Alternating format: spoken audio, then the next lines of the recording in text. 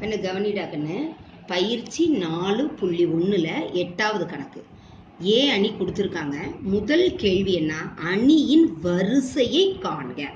முதல் கேள்விக்கு பதில் பண்ணிடலாமா? இங்க பாரு, 1 2 3.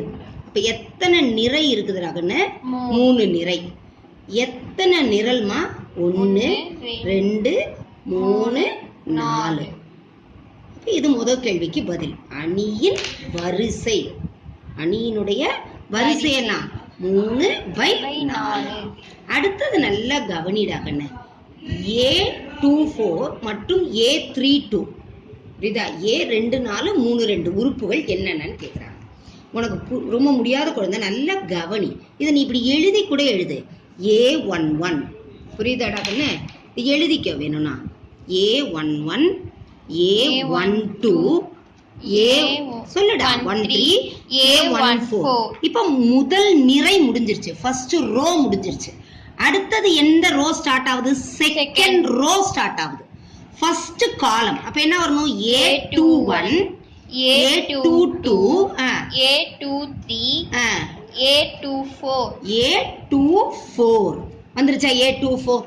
அப்ப A24 என்ன உறுப்பு? 4.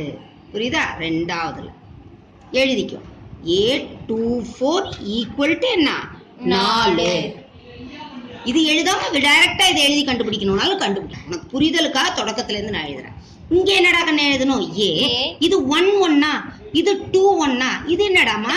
3 A31 A32 A33 A34. ஆனா நமக்கு என்ன வேணும்? 32 தான் வேணும். 32 என்னடா கண்ணு ஆன்சரு? 0. அப்ப A32 ஈக்குவல் டு 0 0. அடுத்தது கவனிடா கண்ணு. மூணாவது கேள்வி என்ன கேட்டிருக்காங்க? உறுப்பு 7 அமைந்துள்ள நிறை மற்றும் நிரலை காண்க. இங்க எங்கடா கண்ணு 7 இருக்கு? A23 புரியுதா? எங்க இருக்குது 7? A23ல இருக்குது. அப்ப 7 அமைந்துள்ள நிறை என்னது?